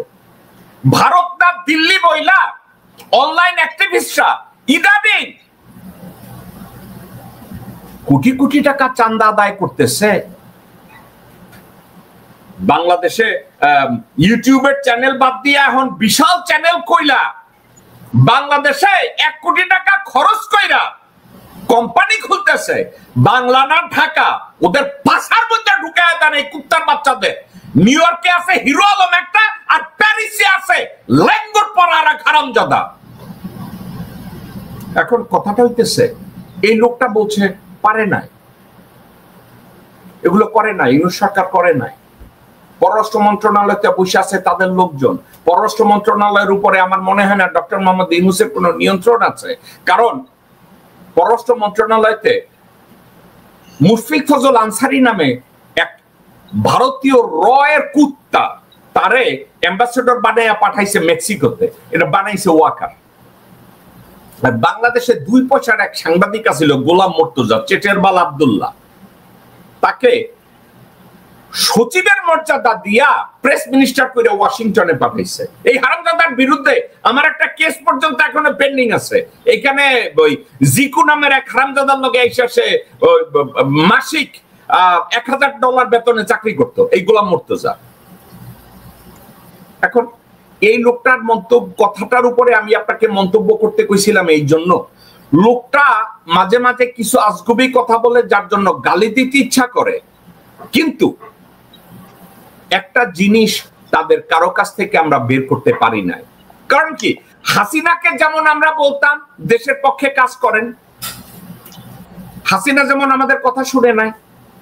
এখন ডক্টর মোহাম্মদ ইউনূসের এত যোগ্য লোকজন, এত দূরদর্শী লোকজন, এত ভিশনারিস, কিন্তু আমরা যে কথাগুলো বলছি এই কথাগুলোর উপরে তাদের কোনো মাথা ব্যথা নেই। সাবজেক্টটা এমন যে আগে ছিল এক ফ্রাঙ্কেনস্টাইন, এখন সেকেন্ড ফ্রাঙ্কেনস্টাইন ওখানে বসবে ওয়াকারের নেতৃত্বে। ওয়াকার আমি আর আপনি যাই বলি এগুলো কানের এখান দিয়ে ঢুকবে আর একদিক দিয়ে বাইরে যাবে, এর কোনো মূল্যায়ন নাই। ঠিক আছে, আমি এবার এটার উপরে কি আপনি আর কিছু বলবেন? আমাদের সময় শেষ। আপনি এটার উপরে যদি কিছু বলতে চান বলেন এই ভিডিওটার উপরে। বলছি যে এখানে যদি অসম চুক্তি এই 16 বছরের আগে হয় না, এটা তো আমরা ভুলে যাচ্ছি। অবশ্যই 16 বছর আগে হয়েছে। এই যে ফারাক্কা চুক্তি, অসম চুক্তি হয়েছে। ভাই আমি একটু থামাই আপনাদের, থামাই, আমার বেয়াদবি নিয়েন না। অসম চুক্তি 53 বছর আগের থেকেই হয়েছে। এখন আমি আর আপনি 53 বছরের আগের থেকে কথা বইলা কোনো লাভ নাই। আরে ভাই পরশুদিন আপনার পুটকিতে আগুন দিছে, এই ব্যাপারে আপনি কিছু করেন না, আর আপনি এখন 53 বছরের ইতিহাস লইয়া বলছেন। বাদ দেন এগুলো, আপনি এখনকারটা নিয়ে বলেন অসম চুক্তি নিয়ে। আমি এটাই বলছি যে সমস্ত যেরকম অসম চুক্তি, অবৈধ চুক্তি, এইগুলোকে যদি আমরা এক জায়গায় দাঁড় করাই তাইলে বলা যায় যে ভারতীয় যে নদী, পানি, সাংস্কৃতিক, অর্থনৈতিক, যোগাযোগ সব ধরনের আগ্রাসন এই হায়না ভারতের বিরুদ্ধে এই উৎশৃঙ্গ আমাদের জেগে উঠছে। সেইখানে স্টেক হোল্ডার হলো জনগণ। এখন আপনার ইউনূস সাহেবের চারপাশে এদেরকে বসায় দিয়েছেন, কয়েকটা ছাত্র নেতাকে আপনি বললেন হাসনাতুল কাদের মারছে, কিন্তু বাকি 158 জন গেল কোথায়? বাকি 150 জন গেল কোথায়? কথার কথা বলছি, আমরা যারা রাজপথে তারা গেল কোথায়? এখন এইখানে যদি অসৎ রাজনীতি মানে হয়েছে যে রাজনীতি করব সমগ্র জীবন, রাজনীতির মূল উদ্দেশ্য হলো মন্ত্রী এমপি হয়ে 7 পুরুষের ধন সম্পদ চুরি করব, এটা নাম তো রাজনীতি না।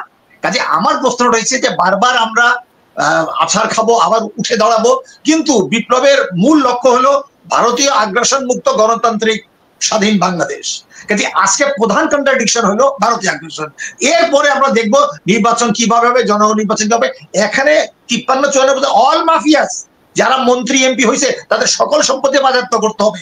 তাহলে কৃষকদের বলতে হবে ভূমি রিফর্ম হবে, অন্ন বস্ত্র চিকিৎসা ব্যবস্থা জাতীয়করণ হবে। আমি একটা তথ্য দিতে চাইছি, আজকে আমি সারাদিন আমি লিখছি এটা, আজকে আমি দর্শক বন্ধুকে বলতে চাই, আজকে ফেসবুকে পড়বেন, শুধু তালপট্টি ষড়যন্ত্র করে এই তালপট্টি হাতে দিয়ে দিল এবং এই সমুদ্র জয় এটার সাথে আছে।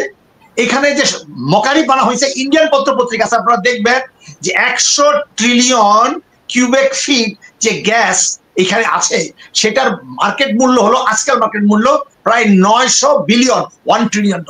আমি আজকে অঙ্ক করে বের করছি, আপনারা দেখে নিতে পারেন। আচ্ছা, তাহলে এই কথাটা আমরা কেন বলছি না যে বাংলাদেশের যে সমুদ্র বিজয় হয় নাই, এইখানে আরবিট্রেশনের নামে যেসব লোক বসাইছে হাসিনা, ইন্ডিয়ার সব বসাইছে, আমাদেরকে হারানো হয়েছে। এবং এখন তালপট্টিটা বহাল তবিয়তে আছে, ওটা জাগে, এবং সেখানে অনেক রকম কথা বলা যায় যে কিভাবে তালপট্টির নামে, সমুদ্র বিজয় নামে একটা ট্রায়াঙ্গেল করা হলো, স্ট্রেট যেটা ছিল সেটা করে নাই। এবং শুধু তাই নয়, ওই যে রেড ক্লিফের যে আমাদের হাড়িভাঙ্গার যে স্টিমের যে মূলটা ছিল, এটা সম্পূর্ণ, এটা জিয়া রহমান থেকে শুরু করে সবাই বলছে যে এটা বাংলাদেশের অংশ। কাজে আজকে হাসিনাকে দিয়ে এইটা করাইলো, আমাদের চারিদিকে ব্লক করে দিল, এত বড় মকারি পানা, এটা কেউ বলবে না? এই চিটাগং হিলট্রাক্সের চুক্তিটা খালেদা জিয়া বলছে আমরা এসে মানবো না, খালেদা জিয়া ক্ষমতা ছিল, সে কি চেঞ্জ করছে? করে নাই। কাজে আজকে বাংলাদেশটা মরুভূমি হয়ে গেলে কার লাভ? এই যে লক্ষ লক্ষ যে দাস হয়ে চলে যাবে অন্য যে কাজ করার জন্য। কাজে ইউনূস সাহেবকে আমরা দায়ী করবো, হ্যাঁ ওনার হয়তো এই ব্যাপারে রাজনৈতিক অভিজ্ঞতা কম, কিন্তু তাকে ঘেরাও করে রাখা। কিন্তু এখন বিকল্পটা কি? আমরা তো বিকল্প বলছি যে ইউনূসের চারপাশে ছাত্ররা যদি শক্তভাবে দাঁড়ায়, আমরা শক্তভাবে দাঁড়াই, হ্যাঁ ইউনূসকে দায়ী করা খুব সহজ, ওনার রাজনৈতিক অভিজ্ঞতা একরকম, ওনারও রাজনীতি আছে, সেটা অন্য ধরনের। আচ্ছা, আমাদের উচিত হবে এই মুহূর্তে ইউনূসের হাতকে শক্তিশালী প্রধান হাতিয়ার হলো এই যে ওয়াকার গম, এই যে আওয়ামী লীগের যেসব লোকগুলো হাঁটতেছে, এই যে আওয়ামী লীগের সাথে বৈশা চা খাইতেছে, এই যে বিএনপি নেতাদেরকে যখন যেখানে পাবেন সেখানে তাদেরকে আক্রমণ করা। আমাদের উচিত হবে না, আমাদের শোনেন, আমি 1 মিনিট কথা বলা, টাইম তো শেষ। শত্রুর প্রতি প্রচন্ড ঘৃণা না থাকলে বন্ধুর প্রতি প্রচন্ড ভালোবাসা জন্মায় না। তো কাজে আমাদের যেটা হয়ে গেছে যে ব্যক্তি কেন্দ্রিক, পরিবার কেন্দ্রিক, ক্ষমতা কেন্দ্রিক রাজনীতি। তো এইটা তো রাজনীতি না, আমাদের মাথায় মগজে তালা লাগায় দেওয়া হয়েছে, আমাদের ধর্মান্ধতা শিখানো হয়েছে, দলান্ধ শিখানো হয়েছে, নেতৃত্ব অন্ধ শিখানো হয়েছে, বিবেক বলে কিছু নাই, লেখাপড়া কোনো দরকার নাই, লেখাপড়া শিখেছে, গাড়ি ঘোড়া চড়েছে, রাজনীতি করে যে মন্ত্রী এমপি হয়ে লুটপাট করে সে, এইটার নাম যদি রাজনীতি, আমরা এই রাজনীতি চাই না। আমরা চাই মাওলানা ভাসানী কিংবা কমরেড সিরাজের রাজনীতি অব্যাহত থাকুক। আজকের জেনারেশনে আপনি হবে মাওলানা ভাসানী, কথা বলছি, আজকের জেনারেশনে আমরা অবশ্যই নাসিকদার। কাজে এই ছাত্র নেতাদেরকে আমরা বলবো, আপনারা কয়েকজন ছাত্র নেতাকে ভয় দেখাইলো তাতে কিছু না, আপনারা তো আরো 150 জন আছে, আপনাদের সাথে এই ভিকটিম যারা আছে হাজার হাজার, প্রত্যেকটা পরিবার দাঁড়ায় যাবে। সেই জন্য আমি বলছি 3রা অগাস্ট ছাত্র শ্রমিক সৈনিক সংহতি দিবস পালন করুন, সেই দিনই এই ক্যান্টনমেন্টের জুনিয়র অফিসাররা যেন একটা ডেডলাইন ট্রিগার করেন।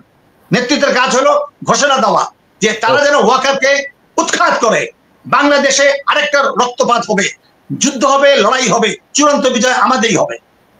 ওকে, এবার আরেকটা নিউ ইয়র্কে হিরো আলম আছে একজন, আবার নিউ ইয়র্কে জিরো আলম নামে আরেক কুত্তার বাচ্চাও আছে। এবং এই নিউ ইয়র্কে যে জিরো আলম আছে, এই জিরো আলমের একটা কথাকে আমি শোনাই এবং এই জিরো আলমরে একটা গালি দেই। আপনিও আমি চাই গালি দেয়। আর আমার এই কুত্তার বাচ্চাকে গালি দেওয়ার আগে আপনার একটা কথা দেখাইতে চাই। একজনে বলছে, আমার কাছে সাবজেক্টটা একটু ইন্টারেস্টিং মনে হইতেছে, পড়েনি মন্তব্যটা পড়েন। এক লোক, তার নাম তারেক রহমান, সে বলছে, মিল্টন তুমি কোন লেভেলের গাঁজা সেবন করো জানি না, তবে আমার মনে হয় তুমি ভারতীয় গাঁজাখোর। আপনি কি এটার উপরে কি কোনো মন্তব্য করবেন? আপনি করতে চাইলে করেন, না করতে চাইলে করেন না। না শোনেন, এটা মন্তব্য করবো না কেন? জাসদকে তৈরি করা হয়েছিল ভারত বিরোধীদের নামে, ভারতের স্বার্থ রক্ষা করার জন্য। এখন আপনি ভারত বিরোধিতা করতেছি, এখন আমাদেরকে হ্যাঁ ওই জানো না এরা কিন্তু ওই রকমই। শোনেন, এখন কথা হয়েছে যে একবার যদি চুন খইয়া মুখ পড়লে দই দেখে ভয় পায়। এখন আমরা কতটুকু ভারত বিরোধী না কতটুকু দেশপ্রেমিক সেটা জনগণই নির্ধারণ করবে, কারো সার্টিফিকেটের দরকার নাই। কাজে একটা কথা না বললেই নয়, এই যে দিল্লি না ঢাকা, এইটা 2018-19-এ আমি তো যাওয়া আসা করতাম থেকে, এই স্লোগানটা আমার, যারা সবাই জানে, এটা আমি প্রতিষ্ঠিত করছিলাম অনেক আগে, আমরা প্রধানমন্ত্রীর সাথে এটা করছিলাম, এটা আবার নতুন করে বলছিলাম। আজকে যারা ভারতকে বন্ধু বলে তারা অবশ্যই বাংলাদেশের শত্রু। এটা সিপিবি অফিসে সর্বদলীয় মিটিং এর মধ্যে বলছিলাম। আবুল কাসেম বললাম বাংলা একাডেমির আছে, এখানে আপনি জুনায়েদ সাকিব ছিল, সাইফুল হক ছিল, তাদেরকে জিজ্ঞাসা করে দেখেন। আমি তো সেখানে বলছিলাম আজকে যারা ভারতকে বন্ধু মনে করে তারা অবশ্যই বাংলাদেশের শত্রু। তো কাজে এইটা কথা বলার, আমি কখন যাইতাম প্যারিস থেকে আর কখন আসতাম কেউ জানতো না। এইভাবেই বছরে আমি 3-4 বার করে যেতাম, কিন্তু টাকা জমাইলে ওদিকে চলে যেতাম। কিন্তু প্রশ্নটা হয়েছে অবশ্যই বাংলাদেশকে আমরা মুক্ত করে ছাড়বো। এটা আমাদের বিশ্বাস না, এটা আমাদের প্রতিজ্ঞা, অঙ্গীকার, এবং এটা হবেই হবে। বিজয় অবশ্যম্ভাবী। জাতিকে আশার আলো শোনাইতে হবে, হতাশার কথা বলা যাবে না। ইউনূস সাহেব যদি না পারে আরেক ইউনূস সাহেব আসবে, কিন্তু বিজয় আমাদের হবেই। ভারতকে আমরা এইবার যতটুকু আমরা মানে অর্ধেক পরাজয় হয়েছে, আর বাকি তো করবো ইনশাল্লাহ। দেশে বিদেশে প্রায় 2.25 কোটি বাঙালি আছে। প্রত্যেকটা যুবকের কাছে আমাদের প্রশ্ন হলো, আপনারা শপথ নেন আপনাদের পরিবারের কেউ যদি আওয়ামী লীগ, বিএনপি, জাতীয় পার্টি, জামাত করে, সেই বিরুদ্ধে যাবেন না। আমি জানি জামাতের ব্যাপারে অনেক আছে, আমি বলছি জামাতের অসংখ্য কর্মীদের প্রতি আমার শ্রদ্ধা আছে, অনেক বিএনপি কর্মীদের শ্রদ্ধা আছে, তারা জীবন দিয়েছে, কিন্তু নেতৃত্বের ভুলের কারণে সেই দায়িত্ব তো আমরা নেব না। কাজেই আপনারা প্রশ্ন করুন নিজেকে, এই ধরনের যেসব নেতারা আজকে যারা নির্বাচনে যাচ্ছে, এনসিপি বলেন, জামাত বলেন, এই যে পিআর এর নামে এই ভারতীয় প্রেসক্রিপশন করতেছে, এইগুলো হতে দেওয়া যাবে না। আমি মনে করি হযরত মুহাম্মদ সাল্লাল্লাহু আলাইহি ওয়াসাল্লাম বলছেন যে তোমার পরিচয় তোমার সঙ্গ দিয়েই চিনে নিব। আমি তো আবার যখন দেখি ওয়াজ করতে বলেন, আমি ওয়াজ একদিন করব। হযরত উমরের রাজনীতিও আমি জানি। কাজে প্রশ্নটা হলো যে এই কারণে আজকে আমাদের উচিত হবে এই ভারতীয় পণ্যের সাথে সাথে ভারতীয় রাজনৈতিক পণ্যকে বয়কট করতে হবে, তাদেরকে ঘৃণা দেখাইতে হবে, এছাড়া হবে না। ওকে, ঠিক আছে। আর আমাকে যে লোক বলছে তারেক রহমান নামের কোন লোক আমি গাঁজা সেবন করি এবং ভারতীয় গাঁজাখোর, তারেক রহমান আমি জানি না, আপনাকে চিনি না। আপনার এই কথাটা বলার পিছনে হয়তো আপনার কোনো যুক্তি আছে, এই কথাটা বলার পিছনে আপনার হয়তো একটা রাজনৈতিক দর্শনও আছে। আপনার যদি রাজনৈতিক দর্শন বা যুক্তি থেকে থাকে, আপনাকে আমি আহ্বান করব, আসেন আপনি আমাদের সাথে স্ক্রিনে আসেন, আপনি আমাদের সাথে কথা বলেন। আমি আপনাকে প্রমিস করছি, আপনাকে আমি বকাও দেব না, আপনাকে আমি অসম্মানও করব না। আপনি আসেন, আপনি আমাদের সাথে কথা বলেন। আর আপনি যদি এসে আপনার দর্শন, আপনার রাজনৈতিক দর্শন এবং লজিক যদি উপস্থাপন করতে না পারেন, তাইলে আপনাকে আমরা জাস্ট স্ট্রে ডগ হিসেবেই মনে করব। বাট আমি এটা মনে করছি না। আপনি আমাকে গালি দিলেও দিতে পারেন, আমি এটা নিয়ে আমার কোনো অসুবিধা নাই। আপনি আমার সাথে এসে যদি আলোচনা করেন, আমার কোনো অসুবিধা নাই। You are more than welcome to come to the screen and speak to me. আপনি যদি আমাকে বলেন তারেক রহমান, আমি এখনই আপনাকে আমার লিঙ্কটা পাঠাবো, আপনি এসে আমাদের সাথে জয়েন করেন। এখন মামুন ভাই, আমি আরেকটা ভিডিও দেখাবো। আরেকটা ভিডিও দেখার পরে, আমি ওইটা একটু দেখানোর পরে তারপরে আমরা যাব। আমি বলছিলাম যে নিউ ইয়র্কের এক হিরো আলম, না এটা হচ্ছে নিউ ইয়র্কের জিরো আলম। হিরো আলম তো কি জন্য ওই যে বাংলাদেশে বাংলা এডিশন এর কাছ থেকে, শাহ আলমের কাছ থেকে মাসে বোধহয় 1 কোটি টাকা নেয় অফিস ভাড়া তার এই টেলিভিশন চালানোর জন্য।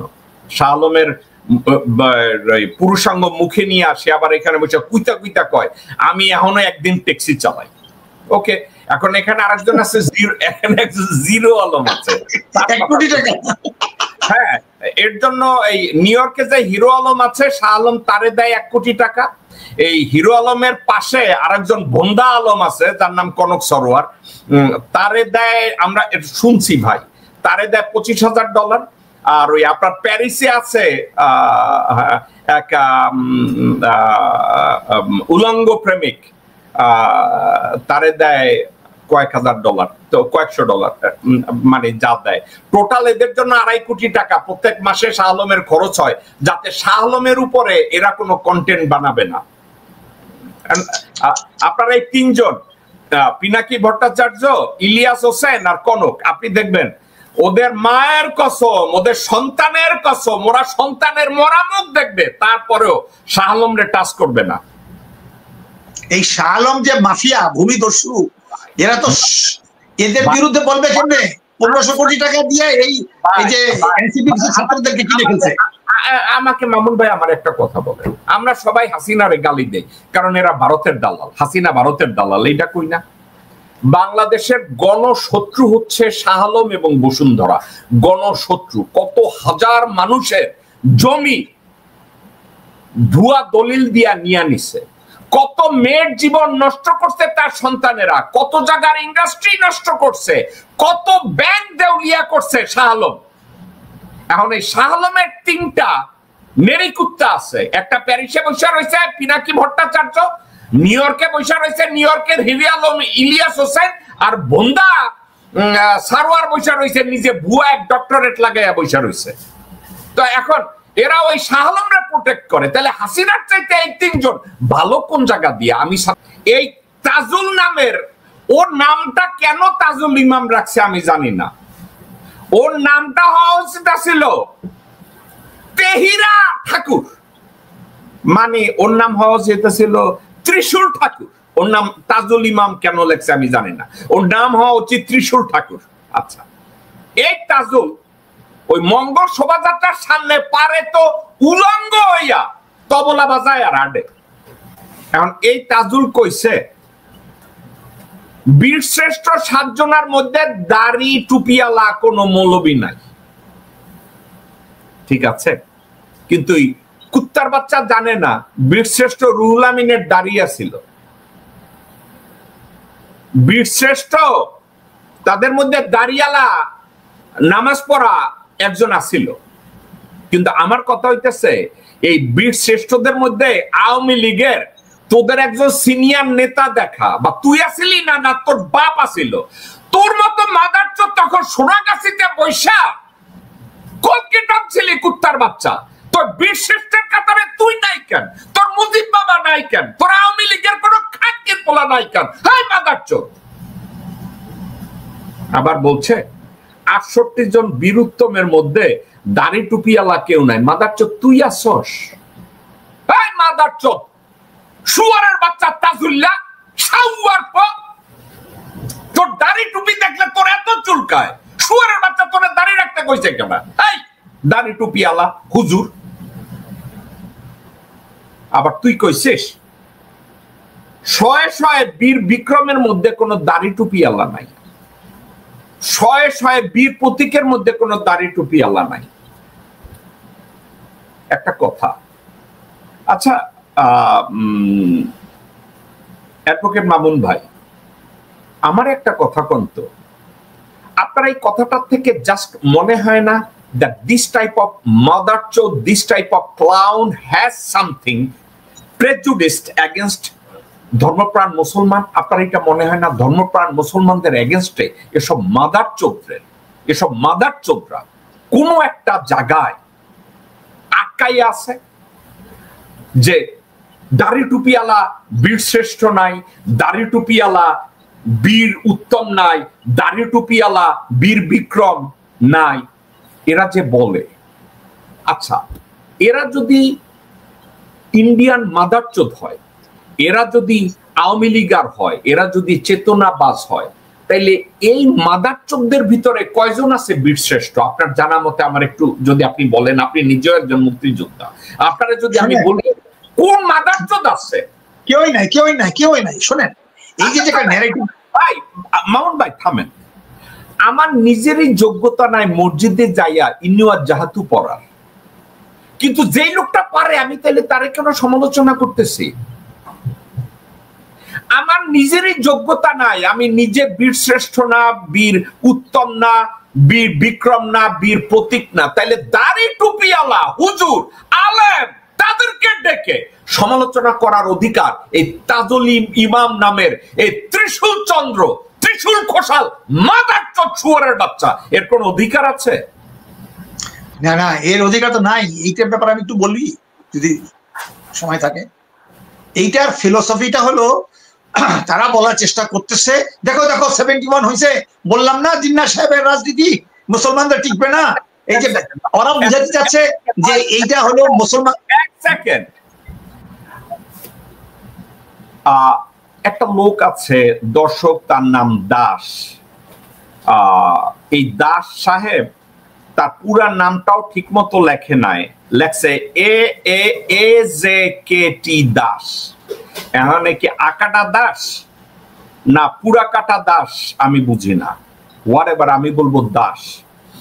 আমি হানাদার বাহিনীর সন্তান কিনা এটা আমি জানি না। দাস সাহেব, আপনি আকাটা দাস না কাটা দাস? আপনার কি যোগ্যতা আছে, সাহস আছে, নীতিবোধ আছে? আপনি আমার সাথে এসে কথা বলবেন? আমার এসে স্ক্রিনে এসে আমার মুখের দিকে তাকাইয়া আপনি দুইটা গালি দিয়া যান, আসতে পারবেন? আকাটা দাস, আপনার নামটাও আপনি ঠিক মতো লিখতে পারেন নাই। আপনি যেই দাসই হন, আপনি কি এসে আমার সাথে একটু কথা বলে যাবেন? আসেন স্ক্রিনে, আমি আপনাকে ইনভাইট করতেছি। আমি শুনছি আপনার মতো মালাউনরা কাওয়ার্ড হয়, পিছনে গিয়া ছুরি মারে। আপনারা কি ওই কুত্তার বাচ্চা যে সামনে এসে কথা বলার সাহস নাই? ওকে, এবার বলেন মামুন ভাই আপনি। না, আমি যেটা বলার চেষ্টা করতেছি যে তারা যে ন্যারেটিভ দেওয়ার চেষ্টা করছে দাড়ি টুপি আলা মানে মুসলমান, মুসলমান মানে টেররিস্ট, অর্থাৎ বলার চেষ্টা করতেছে এই যে 47-এ জিন্না সাহেব উনি তো এরকম নামাজও পড়তেন না, কিন্তু উনি একটা মুসলমানদেরকে যাতে নাকি ইংরেজদের বিকল্প হিসাবে হিন্দুত্ববাদ কংগ্রেস যাতে না চাপায় দেয়, এটাই তো মূল কারণ ছিল। তো এক সেকেন্ড, তাজুল ইমাম একজন বীর মুক্তিযোদ্ধা দাস। এই তাজুল ইমাম আমেরিকায় আসার পরে ছোট্ট কাগজ লইয়া রাস্তার মধ্যে দাঁড়াইয়া প্রস্টিটিউশনের সাথে ইনভলভ ছিল। এই মাদার চোখ, আর তুমি তার এখন বিক্রি করতে আইছো তাজুল ইমাম বাল মুক্তিযোদ্ধা। হেই কুত্তার বাচ্চা, কোন সেক্টরে ছিল জিজ্ঞাসা করো। কুত্তার বাচ্চা, তুই কোন সেক্টরে তোর তাজুল বাবা ছিল? ওই তাজুল কি মানে তোরে কি কোন জায়গায় প্রেগন্যান্ট করছে না? তোর বউরে প্রেগন্যান্ট করছে না? তোর মারে প্রেগন্যান্ট করছে? হারামজাদা, তাজুলরে আমি চিনি। এই কুত্তার বাচ্চা কোথায় কি করছে, এই মাদার চোদ কোথায় কি কইরা খায় আমি তা জানি। তাজুল একটা বাল মুক্তিযোদ্ধা, শুয়ারের বাচ্চা। তাজুল একটা ভারতীয় দালাল, তোর মতো কুত্তার বাচ্চাদের জন্ম দিছে, কুত্তার বাচ্চা। ওকে, শেষ করেন আমাদের শোয়ের শেষ দাগে আমরা। আচ্ছা, আমি যেটা বলতেছি যে আমরা তো মুক্তিযুদ্ধ করছি দিল্লির থেকে মুক্তি পাইয়া, পিন্ডি থেকে মুক্তি পাইয়া দিল্লির দাসত্ব করার জন্য নয়।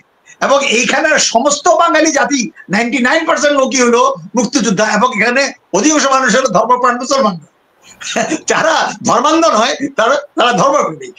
এই যে যেসব ন্যারেটিভ করার চেষ্টা করতেছে, দাড়ি নাই টুপি নাই, অর্থাৎ মুসলমানরা করে নাই, এইগুলো করছে কারা? এইটাই বলার চেষ্টা করতেছে 47-এ যেটা হয়েছিল ওটা ভুল হয়েছিল, এই 71-এ সংশোধন করে হয়েছে, এবার তোমরা ভারতের সাথে ঢুকে যাও। এইটাই হলো ন্যারেটিভ, তার মূল কথা, যে বাংলাদেশে ধর্মনিরপেক্ষতার নামে হিন্দুত্ববাদ চাপাই দিছে, যার মুসলমানদের যারা তাদের হাত পা ভেঙে দিছে আর অন্যদেরকে সাথে দিছে, সমস্ত মুসলিম নাম মানে তারা মোছার চেষ্টা করছে।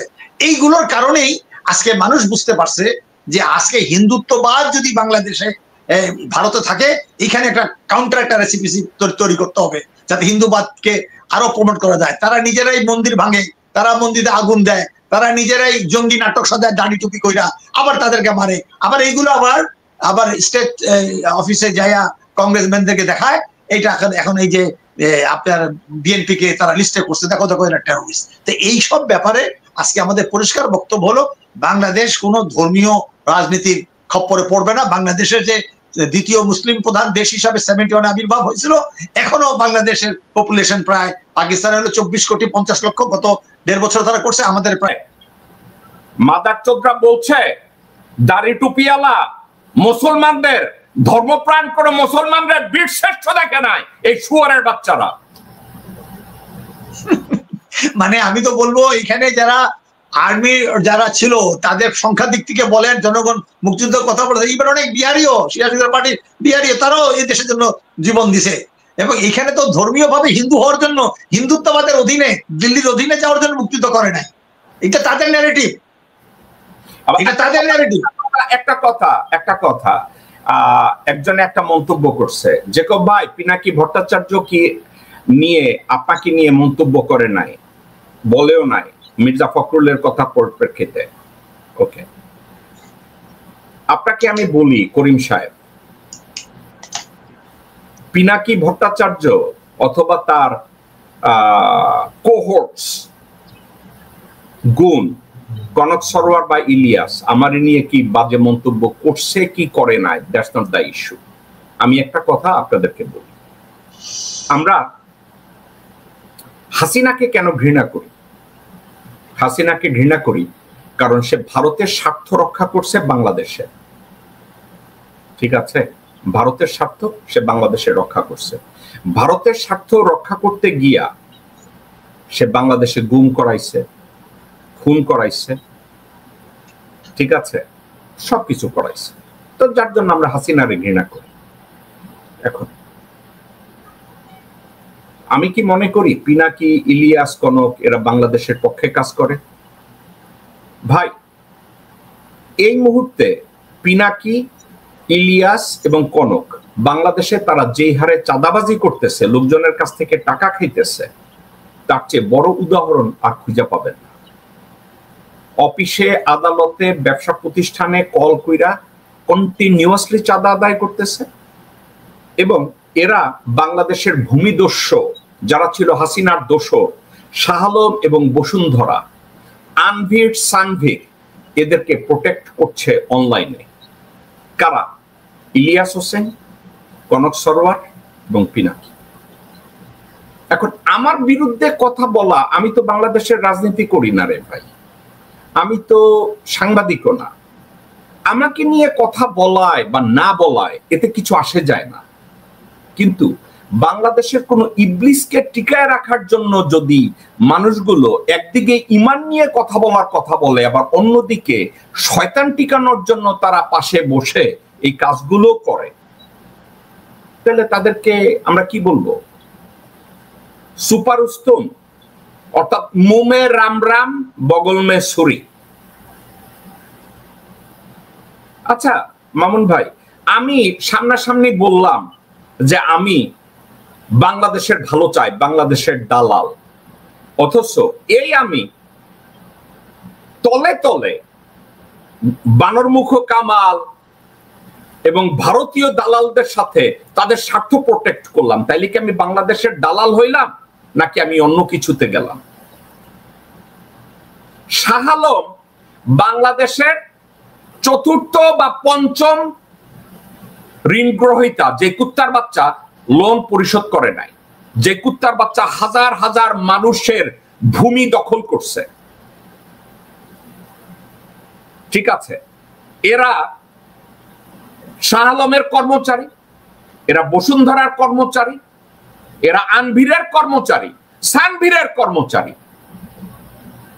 যারা ওয়াকারের সমর্থন নিয়ে বাংলাদেশে টিকে আছে। আবার একদিকটা আইসা বলবে, ও আমি এখন নিউ ইয়র্কে, ইলিয়াস বলবে আমি এখনো ট্যাক্সি চালাই। জলাঞ্জলি মিথ্যা কথা। ওর এই বাংলাদেশে কোন এক এডিশন না ফেডিশন করছে, সেখানে এক রাতে 1 কোটি টাকা খরচ করছে। ওর ওর এখন আমি আর খারাপ কথা কইলাম না, ও কি পুটকি মারা দিয়ে 1 কোটি টাকা খরচ করছে? না, শাহ আলম দিচ্ছে, শাহ আলম দিছে, বসুন্ধরা দিছে। ঠিক আছে দর্শকবৃন্দ, অনেকে আপনারা যারা এটা করেন, আমি যদি আজকের আপনাদেরকে বলি যে আমি বাংলাদেশের দালাল, আর কালকে দেখবেন যে আমি বাংলাদেশ বিরোধী কিছু লোকজনদেরকে রক্ষা করতেছি, আপনাদের উচিত কি জানেন? আমাকেও বয়কট করা। আমারে পূজা করবেন না, আমার এত সাপোর্টের দরকার নাই। ঠিক আছে, এখন আমি কোনোদিন এটা চিন্তাও করি নাই যে অনলাইনে যোদ্ধারা আবার কারা কারা আছে, এদের প্রতি আমার কোনো সম্মানও নাই। কারণ কি জানেন, আমি যখন স্টেট ডিপার্টমেন্টে ফাইট করতে গেছি, ওখানে কোনো পিনাকি দেখি নাই, ওখানে কোনো কনক দেখি নাই, ওখানে কোনো ইলিয়াস দেখি নাই। আমি যখন পেন্টাগনে গেছি, ওখানেও কোনো ইনাকি, পিনাকি, কনক বা ইলিয়াস দেখি নাই। আমি যখন জাতিসংঘে গেছি ওখানেও এদেরকে উড়ে দেখি নাই। এখন আপনারা যদি এদেরকে বিশাল কোনো বালের মাথা বানাইয়া পূজা করেন, ভাই বি মাই গেস্ট, আমার কোনো অসুবিধা নাই। আমার নিজের চোখে দেখা মুশফিক ফজল আনসারী তৎকালীন হাসিনা নিয়ন্ত্রিত 71 টিভিতে ছবি বিক্রি করে পয়সা খাইতো। এটা নিয়ে তো আমার অবজেকশন নাই রে ভাই। তো আমার আপনারা বলছেন না একজনের লেখছে এমডি নিশাত, আমার নাম সেখানে নাই, থাকবে কেন? আমি কি বিএনপি করি? থাকবে কেন? আমি কি ওয়াকারের চামচা? থাকবে কেন? আমি কি বসুন্ধরার চামচা? ঠিক আছে, বিএনপি তাদের ফেসবুকে প্রকাশ করছে অনলাইন যোদ্ধা। তাদের অনলাইন যোদ্ধা যে কারা আর অনলাইনে পুটকি মারে কারা, এটা তো তারা জানে রে ভাই, আমি তো তাদের কোনোটা না, এজন্য আমার দুঃখও নাই। মামুন ভাই, আমাদের শো আজকে শেষ করব, এনাফ। আজকের যদি আপনি আমাদের আলোচনার, আমি জানি আমি অনেক গালিগালাজ করছি, আলাপ আলোচনা করছি, অসুবিধা নাই, আপনি আজকের যদি সামারাইজ করেন তারপর আমরা শো শেষ করি। মামুন ভাই। ধন্যবাদ জাকুব ভাই, আজকে খুব মূল্যবান আলোচনা করছেন। আমি তো যেটা সত্য ফিল করি সেটাও বলি, আপনিও বলেন। আমরা হয়তো সব ব্যাপারে একমত না, তারপরে প্রায় 80% একমত। একটা ব্যাপারে আমরা শতভাবে একমত, ভারতীয় আগ্রাসনের বিরুদ্ধে।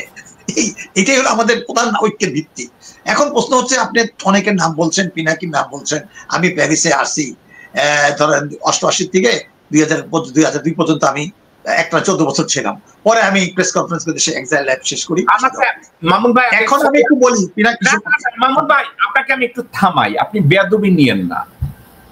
আপনার কি মনে হয় না এই যে পিনাকি কথায় কথায় বলে 24 ঘন্টার ভিতরে ঢাকা এয়ারপোর্টে এসে নামবো, আমি সব একত্রে নিয়ে সবাই জয় বাংলা করে, আপনার কাছে কি এটা স্রেফ রেটরিক মনে হয় না ভণ্ডামির শেষ পর্যায়ে মনে হয়? এটাই আমি বলার চেষ্টা করছি। এটাই আমাকে এক মিনিট বলেন।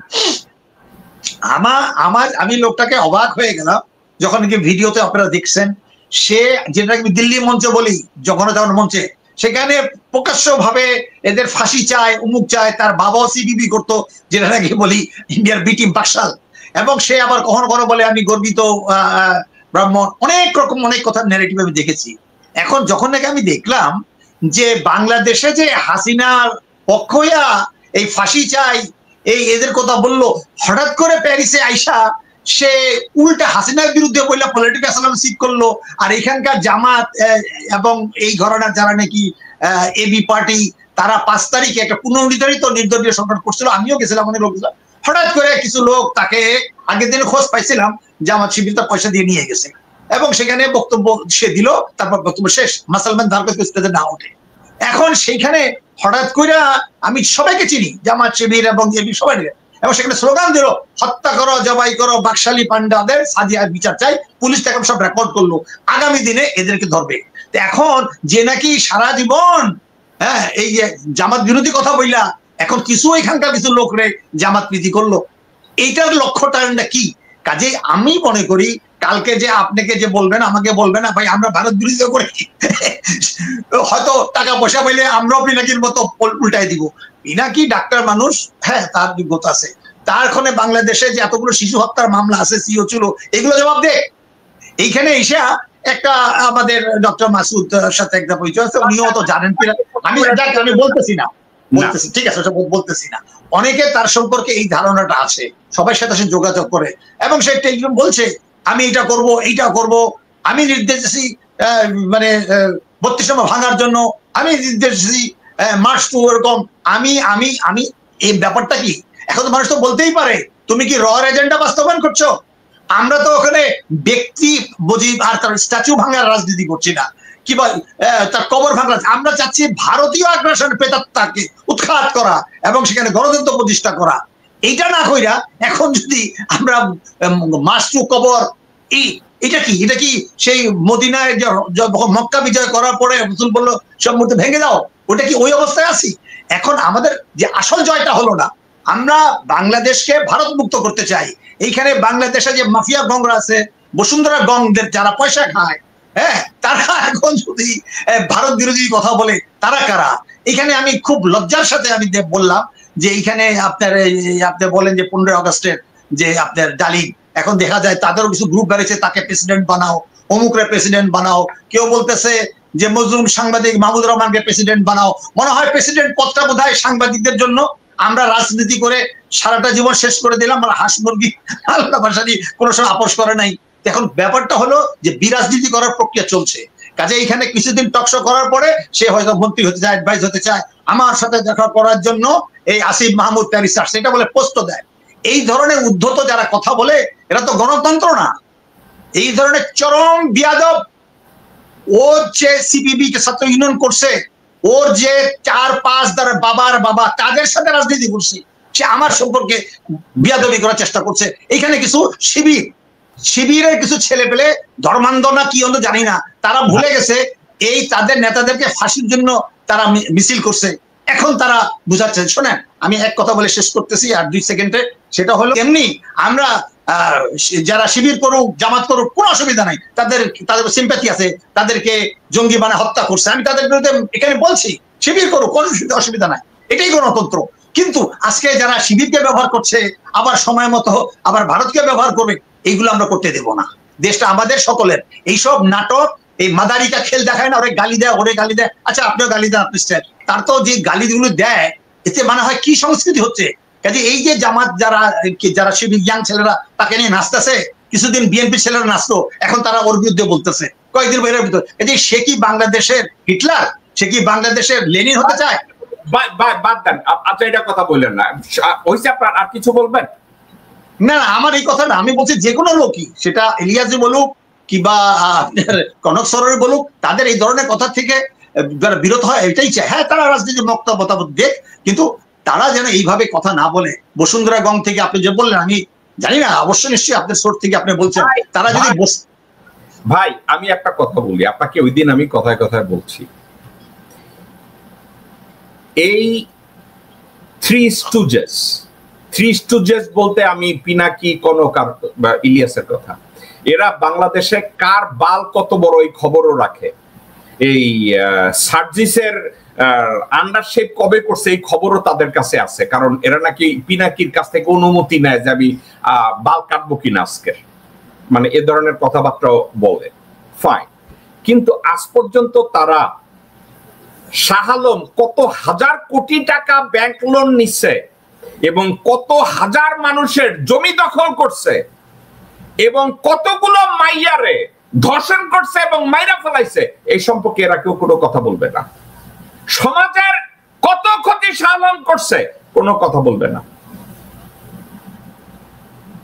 ঠিক আছে, এখন আরেকটা দিকে আমার একজনে বলছে, ভাই ওরা তবুও দেশের ভালো করতেছে, কারণ কি জানেন, বলবে আমি জানি শাহ আলম অনেক বড় ইবলিস, তার ছত্রছায়া থেকে আমরা দেশের সেবা করব। একটা শয়তানের ছত্রছায়া থেকে যদি কেউ দেশের সেবা করার যোগ্যতা দেখায়, আমার ভাই ওই যোগ্যতাটারে সম্মান করি না, আমি বেলা শেষে তাদের পাছার মধ্যে লাথি দেওয়ার পক্ষে। That's my opinion. ঠিক আছে, আর কিছু বলার নাই। ওকে, ইনশাল্লাহ আগামীকালকের দর্শকবৃন্দ আপনাদের সামনে আমি আবার আসবো অন্য কোনো বিষয় নিয়ে। আজকের বোধহয় আমি গালিগালার মাত্রা বাড়ায় দিছি, অত্যন্ত বিরক্তিকর। দর্শকবৃন্দ, এই ছিল আমাদের শো। মামুন ভাই অনেক কৃতজ্ঞ, ইনশাল্লাহ ভালো থাকেন।